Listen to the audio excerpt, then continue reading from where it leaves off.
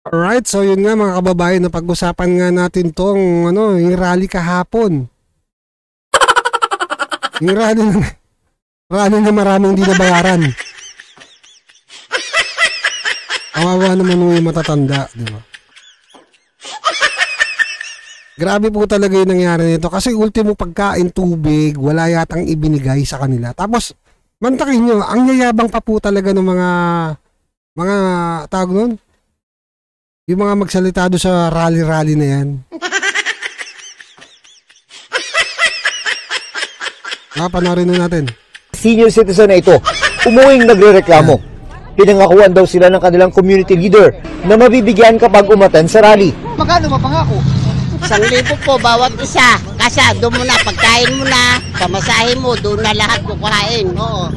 Ngayon, wala pa po. Hindi namin alam kung paano. Kahit paano lang naman. Biruin nyo yun 1,000. Kasama na po yung pagkain, tubig, pamasahe.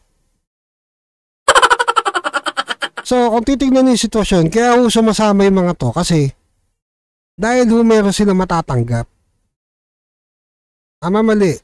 Kasi kung itong mga to meron hong trabaho na ginagawan ho ng ating gobyerno, ang pagyayabang pa noon ng Pangulo natin, marami daw mag-i-invest, kaya panay travel, asa na po yung mag-i-invest? Para mas marami na nangyari hindi maganda. Pagbebenta ng ginto, 25 tons, tapos umutang ng 4.2 trillion, tapos balak na naman mangutang ngayon. Tapos yung PhilHealth gustong pakialaman. Yun yung mga nangyayari ngayon. Imbis na magkaroon ho tayo ng ewan mo natin kung saan ho tayo papuntang bansa. Hindi ho natin malaman. Dahil sa totoo lang. Kasi kung eto mga to may trabaho, hindi ho yan magpupuntahan dun. Diba? Para na may trabaho ka, ano gagawin mo dyan? Hindi mo kakanta nga. Na hindi mo naman alam yung pinaglalaban nila. Kung ano yung pinaglalaban, sasama-sama ka, ano paglalaban mo, hindi mo rin alam. Tuloy natin. Kahit pamasahe may balik.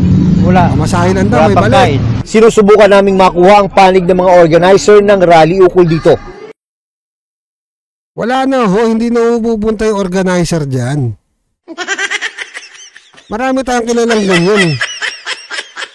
May tanong t-shirt. So yung mga kababayan, na panoorin pa natin ito isang video. Ito.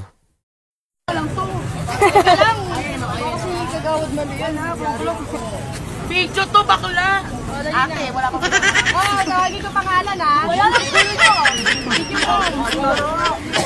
Video ama na nga yung house. Sino ang nabudol? Sino ba? Listahan naman. Sabi ng lalaki, sino nabudol? Lahat sila nabudol. Bordeas! Yes. Yan, Jiban Bordeas, Grace Limbo, Quincy, Problema, Kami po yung hindi nabayaran na pinangakuan ng 1,000. Okay? Jason Na Pascual. mga kagunian na sino man yung namumuno yan. Ayun na. 1,000 daw. Dito na sabihin nyo, walang 1,000. Walang tubig, gutom. Walang tubig, gutom, walang pagkain. Inistapa pa 1,000. Naisahan kayo. Sama kayo ng sama Nakita nyo, hindi ito yung rally na organic na, alam niyo kagaya nung nangyari ho sa Luneta Park sa may Quirino Grandstand. Yun ho talaga, organic kasi yung tao po talaga kusang pumunta doon para sumuporta doon sa peace rally na yun na no to impeach to BP Inday Sara. Yun yung rally. Eto mga to, diba, pinangakuan na babayaran. Kahit naman noon may ganyan nangyayaring bayaran. Ultimo nga ngayon, pati vlogger binabayaran. Ang dami yung vlogger na bayaran ngayon.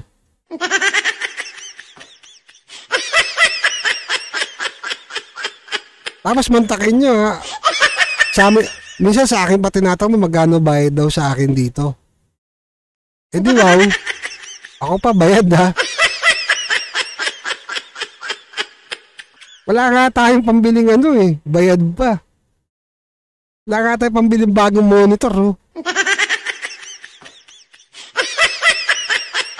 Anyway guys, ito yung dapat po talagang ginagawa ng gobyerno. Ang paraan. Hindi po yung, di ba? Alam niyo yun, yung hirap po ng bansa natin. Di ba? Tayo mga Pilipino, sa ating mga kababayan, na hirap na ho, ikos, di ba? Ito dapat yung sinusolusyonan ng presidente, ng gobyerno natin.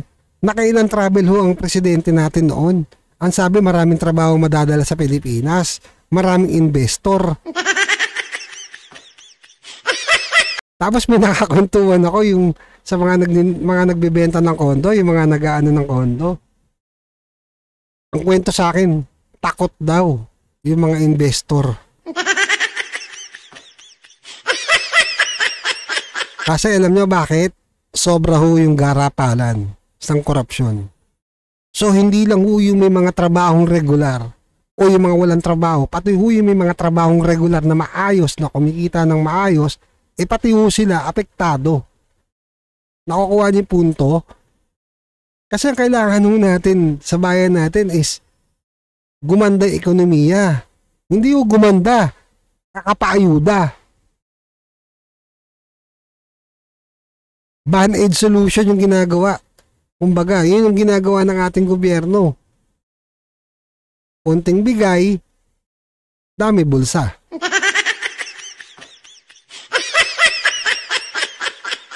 Diba? Tapos yung budget na ano, blanco. Ang daming pumirma, tas mga lahat naguhugas kamay. Ay, nako, kawawa po talaga yung ating bayan. Hindi ko natin alam kung ano pa mong mangyayari. Alam nyo, sa totoo lang ho. Hindi naman ho natin inaano na matanggal yung presidente natin. Kumbaga hindi ko natin inaano na impeach siya or mawala siya sa ano. Pero para ho sa akin, siguro, it's time, no? Na bumaba talaga siya.